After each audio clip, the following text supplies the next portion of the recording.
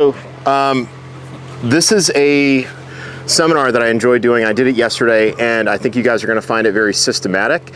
One of the things I'll say is that whenever you can apply some type of system to a process, then it can be very, very repeatable. And, you know, there are a lot of different rules that we tend to remember in survival skills, right? We know that every good shelter has something that you sleep inside, over, and under. We know that all good cordage has length, strength, flexibility. We know that in combatives, whether it's a hand-to-hand or, two militaries fighting over, vast stretches of land, there's only force, timing, and space, right? So there's only three variables in any fight. There's systems in place. This is something that Casey asked me to write about, or I should say present, based off of something that I wrote a few years back. And that was an article for Recoil Off Grid called The 10 S's of Fire Starting. Now, my background, my name is Kevin. I have been teaching outdoor survival skills and bushcraft skills since 2007. I first started with Marty Simon with the Wilderness Learning Center in 2007. So 2007 to 2012, I started my company, my first company in 2011, and I ran that until 2020. I previously was the director of training at Fieldcraft Survival out of Utah and North Carolina. I eventually moved to that office there, and I headed up the training division. And now I run my company, Kevin Estela LLC, and I'm working hand in hand with Exotac and a number of other companies. Now, my background, in addition to teaching survival skills, I spent 14 years as a high school history teacher. So I tend to be a little, I don't know if you want to call it obsessive over how I teach and what I teach, but I always make sure that I hold on to, strict control of the time. And my plan here is to give you guys a little front-loading information, and then I'm going to walk you through things and be like, okay, now go make fire, and I'll walk you through the whole process. Everything that you need to make fire, you can source off of the woods right there, and you can source off of that. That's where all this stuff came from, and I'll show you a handful of sources, okay?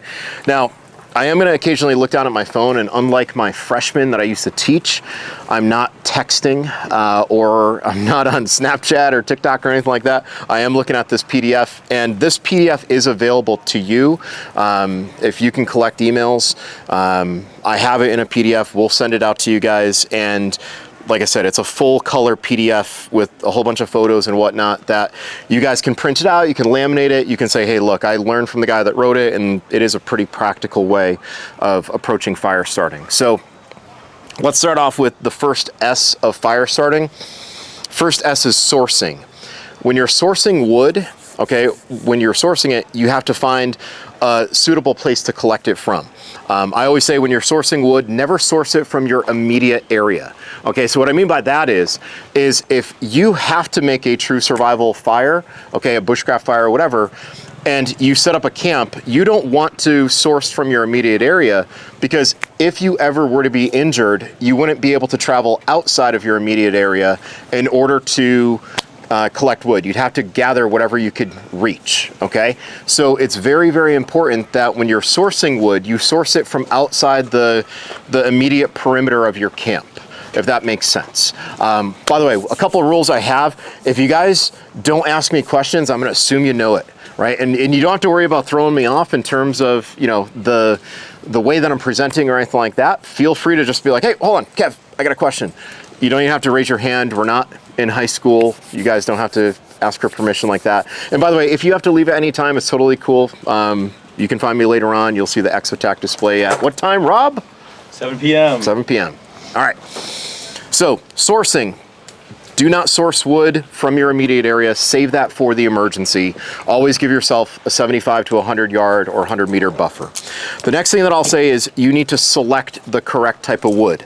Now, we did some videos earlier today where we were in this wood line over here, and we talked about the different types of wood that you could rate on terrible, okay, pretty good, and pretty awesome, right? The worst kind of wood that you could probably burn is going to be green wood, living wood. And while you can add enough heat to green wood to get it to eventually dry out and burn, that's not what you want to use when you're trying to light an emergency fire, survival fire, because it's more effort than you need to put in. When you guys are looking for wood, you want to look for dead standing That's the second time I almost lost those. Dead standing wood. This is quite literally from a piece of dead standing wood that we found today. I did not treat this today or anything like that, and I found it standing in the forest just like this. And the beauty of it when it's standing upright like this is that water is going to drip all the way to the base and very little is going to stay on the sides. Couple pro tips when it comes to lighting a fire with wood that you find in the forest: make sure that you strip the wood of the bark. Okay, the reason being is when this tree is alive, all the water is going from the root system up to the leaves through all the vasculature in the tree, and it's underneath the bark. The bark is meant to hold on to the water, okay, and protect the tree. It also serves as a sponge. So never, ever, ever try to light an emergency fire if your wood still has bark on it, okay? The other reason we want dead standing like this as opposed to dead standing horizontal is because when water drips down here, it will cling with a little bit of surface tension to the bottom, and you do have a spot on that wood that's pretty damp and it's going to be very difficult to burn. Okay, so the ideal is as vertical as possible, dead standing. And one way that you can tell if something is dead standing and suitable dead standing is the fingernail test. Now, this is one of the cheesy survival instructor jokes, and guys, I'm not a dad, but I will tell you that I have a non-stop assortment of dad jokes. You've got a couple terrible ones too. I didn't want to go into yours, but guys, the thumbnail test. When you're doing bow drill fire starting, they always say with the thumbnail test, you push your thumbnail into the wood, and if you can create an indentation in the wood is too soft. And they say if you push really, really hard and your thumbnail pushes the opposite direction through your skin, it's way too hard. Ideally, you guys have a piece of wood that you cannot push into, because if you can, you're probably working with what's referred to as punky wood. And punky wood is wood that's probably gonna have a lot of moisture content. And by the way, if you guys wanna come up here, like hang out, I'll have you be like my, you know, stick boy, yes, stick boy. All right, another thing, I didn't bring any of it over here, but you can find it all over. In fact, if I look around, I could probably spot it from here. Avoid building fires with wood that has some type of fungi or some type of moss on it. You do not know if any of that is toxic. Now imagine if we're cooking over here and you're like, I brought the finest cut of meat, you know, and you go to a restaurant and they're like, oh, let's just put this poisonous mushroom on top of a fire and cook that steak for you. I don't think you would appreciate that. So be very careful. Don't burn anything that has fungi on it, because you don't know if it's toxic or not. The other thing I'll say is, depending on what you're trying to do, if you are trying to build a fire to cook, you want to use hardwood as much as possible as opposed to softwood, because softwood, if I can pull out my canteen here, thank you, sir. It's in the cup right here. Softwood has a tendency of leaving residue on your cups and on your food, right? So you have that beautiful cut of steak or chicken or whatever. This is America, we like eating meat here. You guys don't want to have resin accidentally on your food if you can avoid it. Good hardwood will not do that. Softwood will mess up your cups, okay? Now, for selecting wood, like I said, we want to have dead standing wood as much as possible, and it's got to be dry. Okay, so no green wood or anything like that. Continuing on with the supplement here, we have sourcing, selecting. If you guys are just joining, I'm going to go through a series of 10 S's for creating fire, and we're going to send you the PDF of this if you want. Just give it to Nicholas over there, give him your email and he'll take care of you. The next thing that you need to do is splitting. This is always the fun one. It's great if you have any stress at work or anything like that. Splitting wood, sometimes you can exploit cracks in wood like this. So you can see that this branch right here, when I broke it off the tree, there's already an existing crack right through here on this side. So we want to use the point of least resistance, or the path of least resistance.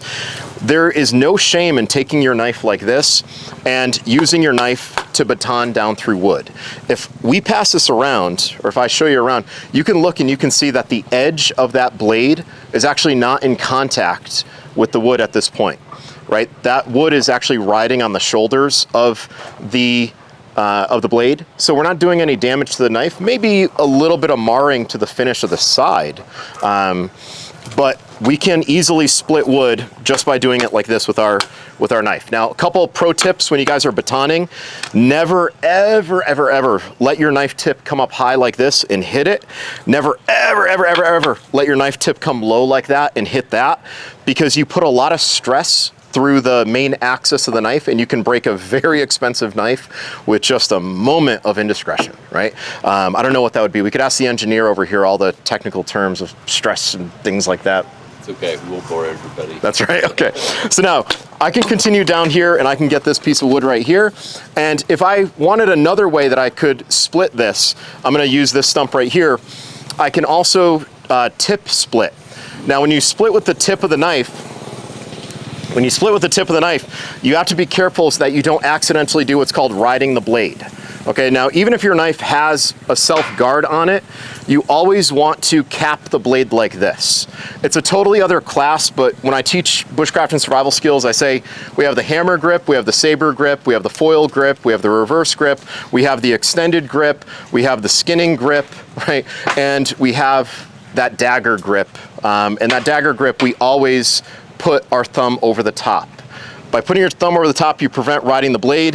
If I wanted to tip split this, I'm gonna have that blade pushed away from me like this. I'm gonna pick up both the stick and the knife, drive it in, and now you'll notice that when this is in this log, I'm gonna keep it there and I'm gonna move the other stick around it, move that knife back, continue that process, and now I can continue to split all the way down. So whether I baton or I tip first split, I'm trying to expose the dry inner wood as best as possible, okay?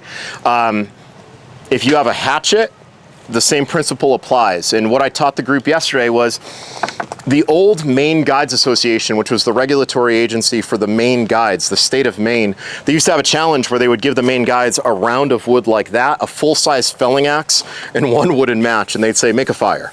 And logic would say, you're gonna take that round, you're gonna split it, you're gonna quarter it, you're gonna keep breaking it down over and over and over. And then from there, what you're gonna do is you're gonna take that axe and you're gonna create little feathers, which I'm gonna show you in a second. Once you do that, you can then scrape the strike anywhere matched against the flat of the axe and you can make your fire. If you want to add a little level of complexity there, what you can do is you can have people put their hands in water before they touch the match, and some people will rush right to the match. The smart ones will wipe it off underneath their armpits or on their clothes before they touch the match. Okay, so splintering, that was the second process, right? So we can split, we can splinter. So far, just to recap, we have sourcing, selecting, we have splitting, splintering, and now we have shaving. I'm gonna pass this one around. This is like through the magic of television. If you guys have ever seen a cooking show or anything like that, this is one that's already done. And this is done on cedar. And I have one here that I'll continue to work on, and I'll just show you a couple tips. I know you guys were in a fire starting class, but when we can play with knives and use knives, we like using knives. So if you want to learn how to do a good feather stick, the first thing I'll say is you need to immobilize as much as you can. When I teach feather sticking, what I'll do is, oh my God, that was actually locked in there. I went to pull it and I'm like, come on now. I know it was my left hand, but it's not a weak hand. All right, so when I'm feathering, what I want to do is I want to lock this down to the ground as much as possible. I want to brace this against my body as much as possible. And I'm looking to just remove the shoulders each time. So every time that I push my knife down, right, every time I push it down, I'm twisting the stick just a little bit to find one of the shoulders. And as I break off that shoulder, I turn the stick, I find the next shoulder. I turn the stick, I find the next one. Now, a couple little tips with feathering, something that you might find interesting. And I want you to experiment on this one. If this is the only takeaway that you have today, that's awesome. Just remember I told you, because it was mind-blowing to me when I learned it years ago, is that if you push straight down with your knife against the corner, that curl is gonna go straight down along that corner.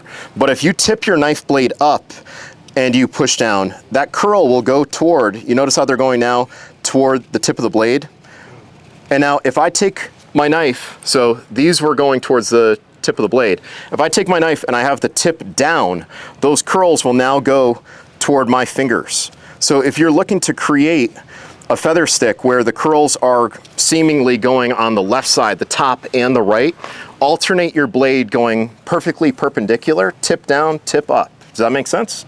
All right, so any questions so far? The caffeine is flowing today, so if I need to say anything slower, just let me know. Okay, another method for creating tinder is scraping. So here's that piece that I broke off earlier, and I'm gonna use, let's see, I'll use my buddy's knife. Okay, I like using this one for this one. Okay, so sometimes, depending on the type of wood that you have the ability to just use the back edge of your knife.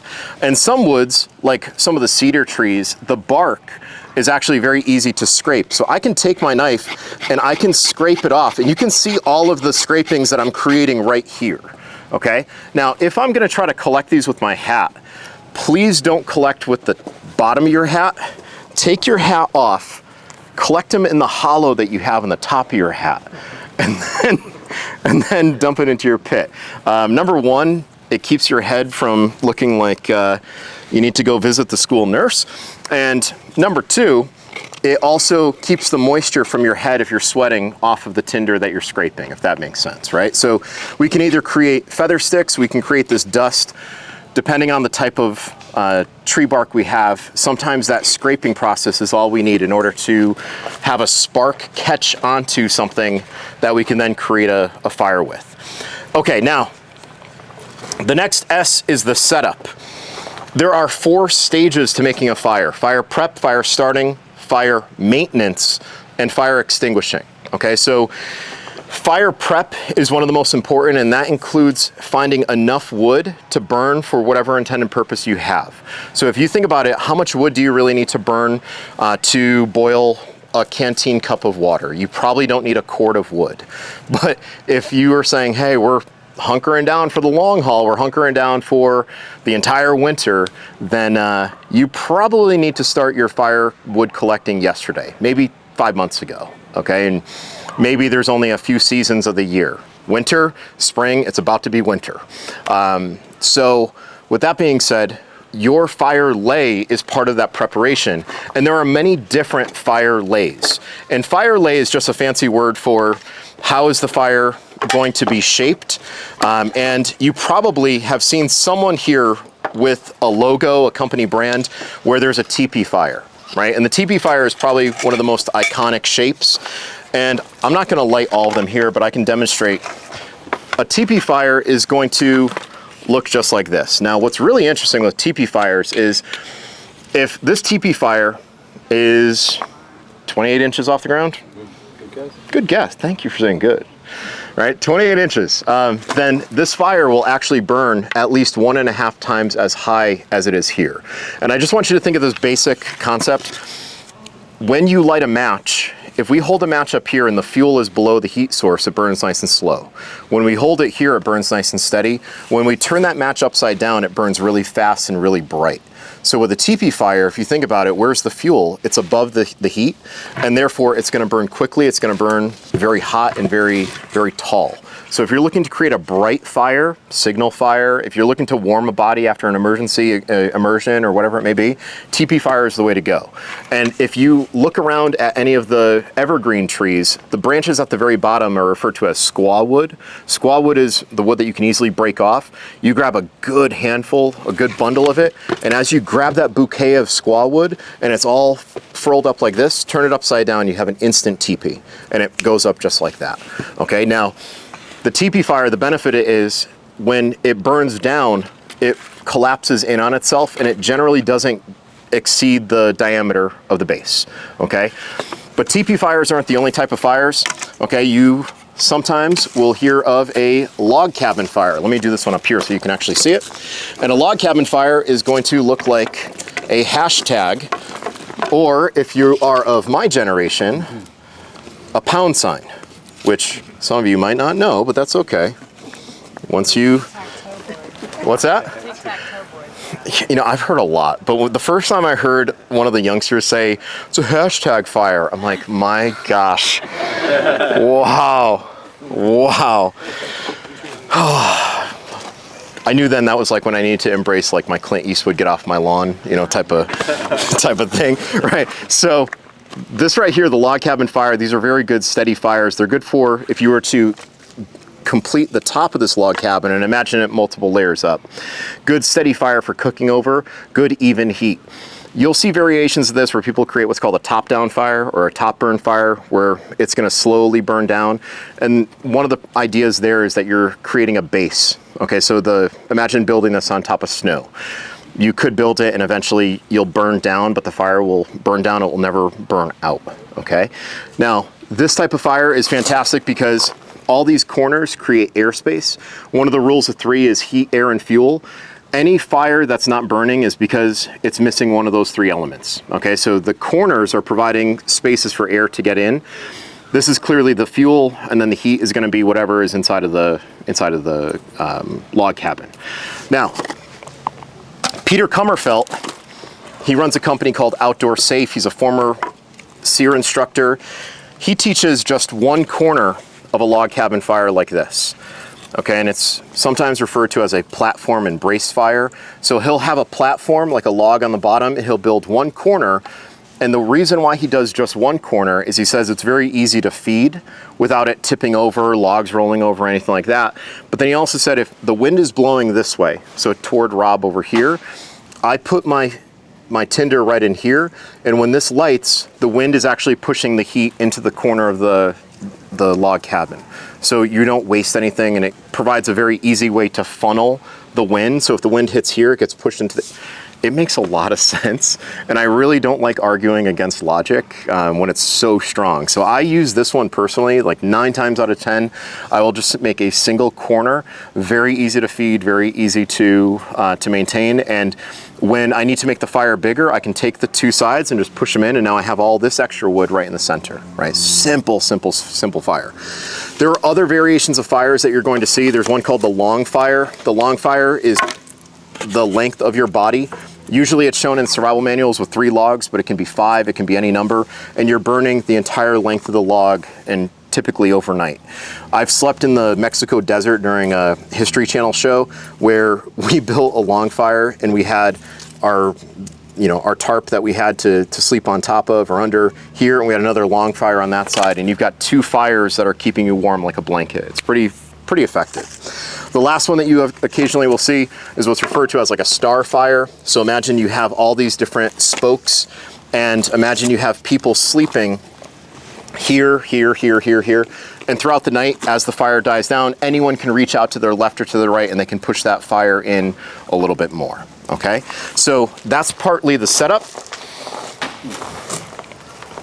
The next one is sparking. This is the main attraction here. Now, I'll pass these 2 around, and I just want to show you a couple things about ferro rods. Number one of the most dangerous things you can do is hand a bunch of meat-eating alpha-type dudes a ferro rod and be like, go make a fire. Because I've handed this one out to I don't know how many students over the years, and it used to look like this one. And I just want you guys to take a look at these 2 when they come around. And as they come around, I'll tell you a couple things about ferro rods, and feel free to jump in on any of this stuff. Your ferro rods have a combination of precious metals in them, and depending on how you scrape them, you're gonna get a spark in excess of 3,000 degrees. When you first get them, they're gonna have a black coating on them, which protects the ferro rod. Now, you would think, well, scrape off the entire black coating all the way around the rod, and you really shouldn't do that. What I would recommend is, if that rod has a round radius and you put a flat surface on a round, you're only making contact with this much initially. But as you wear down that same spot, that radius becomes a flat where your scraper is now coming in contact with more of the rod. And as you get more and more of the rod, you get a bigger spark. It just makes sense. And the other thing is, if you position your ferro rod in your pocket, like this is, I carry a Swiss Army knife and a ferro rod every day. I always have that silver spot on the outside of my body, so any sweat from my leg doesn't impact my ferro rod. So there's always logic in what we do, and if you can't explain the why behind your actions, you're probably just repeating them for whatever reason, okay? You should always know the why. Your ferro rods, keep them away from salt water, okay? But we could take them right now, we could throw them in anyone's canteen, come back in a month, they're gonna be totally fine. Take it out, shake it out, it'll work just fine. What you have right there is the best scraper in the world, which is from Home Depot and Lowe's. This is sold in the garden section.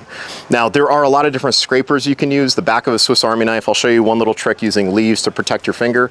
But anytime that you have a good, hard 90-degree angle, you can create a really good shower of sparks. So the larger the rod, the bigger the spark. I recommend carrying multiple rods, right? Remember that old adage, 1 is none, 2 is 1, that type of thing. And the other thing is you'll hear people say, you should have 6 or 7 different fire starters, all different types. I would rather have 3 ferro rods in different positions, right? Rule of 3s. I'm also going to carry a lighter. And the reason being is sometimes you want to go straight from nothing to fire. Sometimes you need to use a spark-based fire starter. So spark-based fire starters excel in cold weather. Lighters are very convenient, and you don't have to look very strange when you're lighting the birthday candles on your niece's birthday. Yeah, hold on, I got you, Lauren. You know, Lauren is my niece's real name, by the way. She's also the illustrator of my first and second book. Okay, so those are the ferro rods that I recommend. Those are the XLs from Exotac. A 3/8 inch rod is a great way to go. If you don't have room for a 3/8 inch rod, Rob and Exotac, they also sell these. These are designed for your keychain, and they're little 1/4 inch rods that are completely water resistant. So you could go diving with them and you're gonna be totally fine. But I would recommend you guys have at least 1 or 2 fire starters on you at all times. And the other thing I'll say is, don't just think of your fire starter as a fire starter, think of it as an emergency light source, and also think of it as an emergency signal.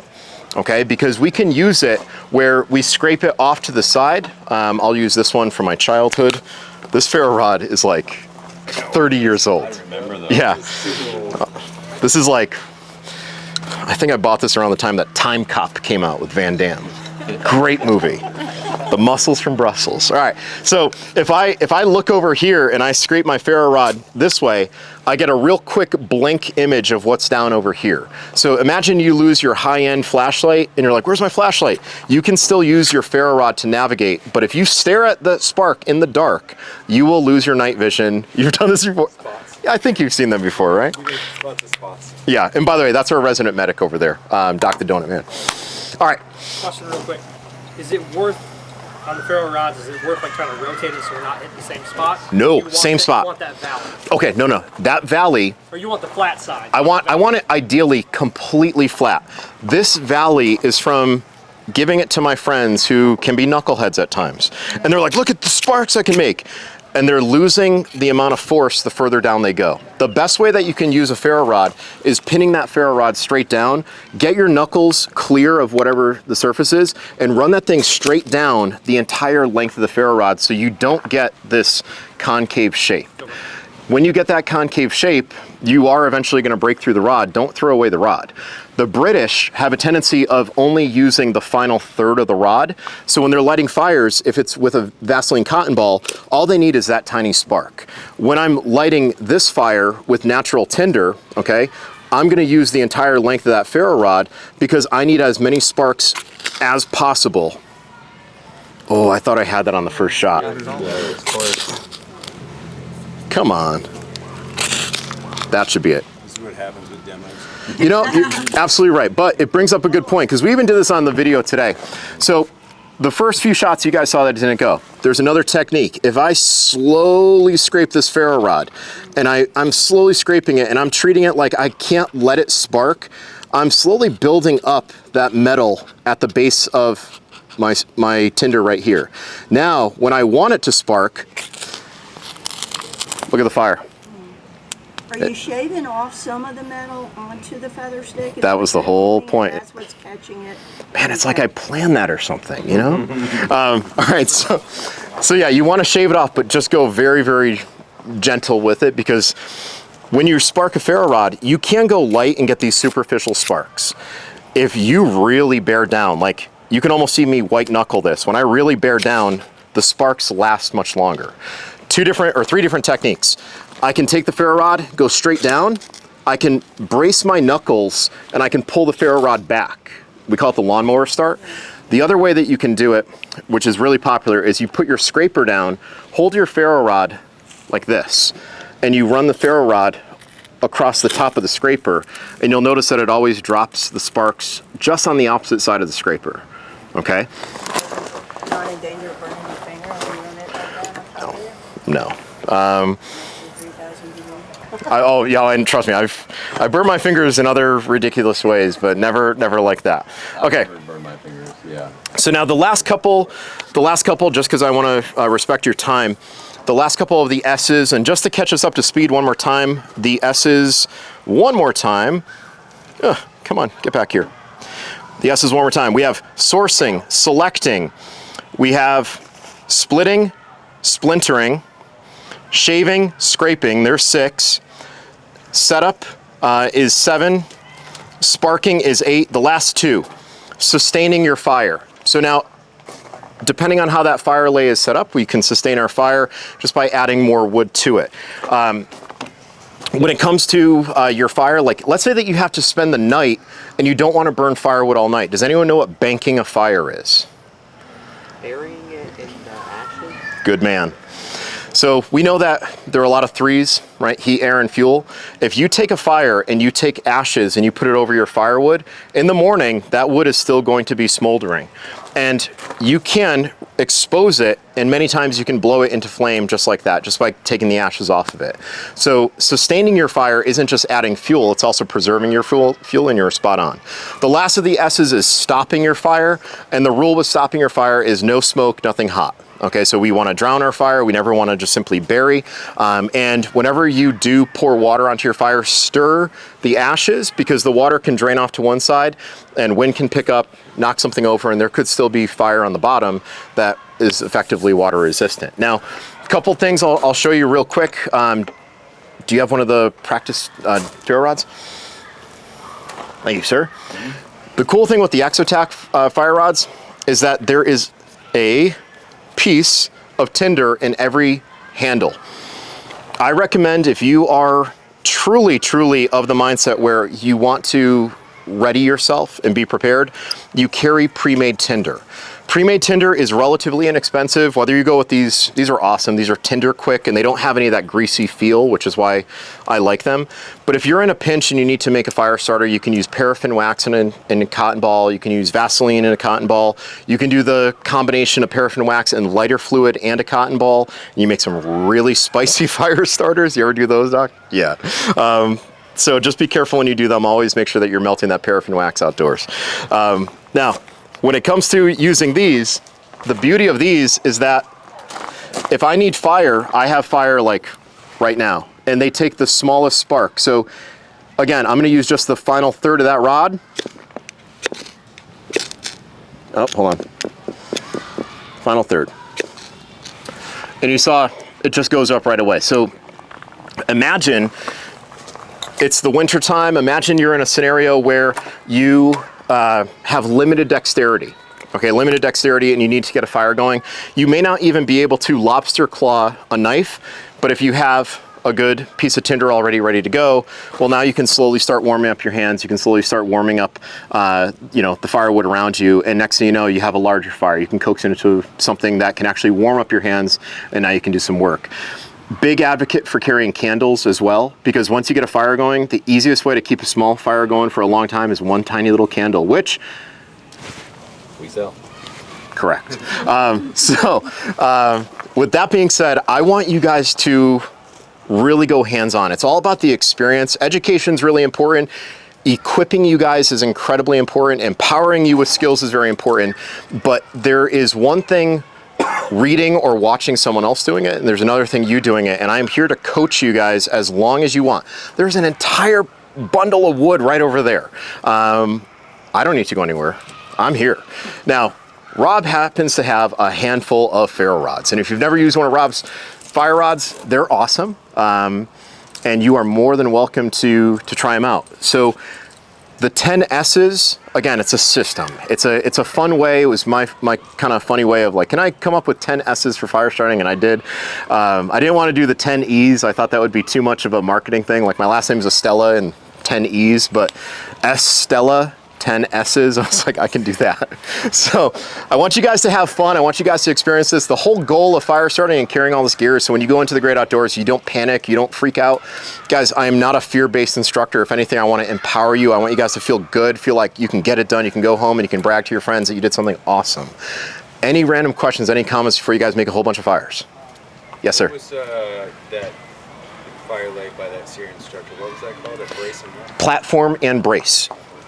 Usually it's like one giant log and a whole bunch of stuff laying on top, and it's just to create airflow and keep the firewood from being down on the ground where it's going to zap all the heat from it. And it was Peter Kummerfelt from Outdoor Safe. Really nice guy. He carries hot cocoa for morale in his kit. I agree with him. Like, and if you add a tab of butter and hot cocoa, you get the initial warmth from the drink, you get the warmth from the calories burning, and then you get the warmth from the butter. So awesome winter drink. Sounds like I know somebody was carrying ghee butter packets. Yeah, I might know that guy too. Tall, dark, and handsome, half Filipino. Yeah. When you said lobster claw the knife, what did you mean? So the test for, and this is the guy to ask. The test for frostbite is how dexterous you are with your fingers. Okay. When you lobster claw, imagine you have a pair of mittens, or in an emergency you have a pair of socks. Okay. Throw your hands in there. Can you grab a fire starter without any other fingers, right? And can you create a spark? You know what I mean? So like lobster clawing it. I usually do it this way, but lobster clawing is when you don't have good use of individual fingers and you've got to lobster claw it like that. It's a fun way to test it is give yourself a cooler of water with ice. Exactly. And freeze your hands. it's fun. And as long as, Yeah, it doesn't sound like ice. no, well, do it in the summertime. It's actually refreshing. But it is a great test, and I would rather you practice it ahead of time before it happens to you for the first time. Right. So, yeah, definitely try that out. Absolutely. Okay. All right, what else, guys? Question? Can you make a fire with just a knife and you go really fast? Friction fire? Okay, so I'll answer that and say, kind of. You're not wrong. When you're doing a hand drill or you're doing the bow drill, you're using the knife to create the parts, but you're not rubbing the knife against the wood, you're rubbing the wood against the wood. So I'm gonna say for that answer, that's like a 50-50, like yes and no. You're good. Guys, any other questions? Should we get to making some fires?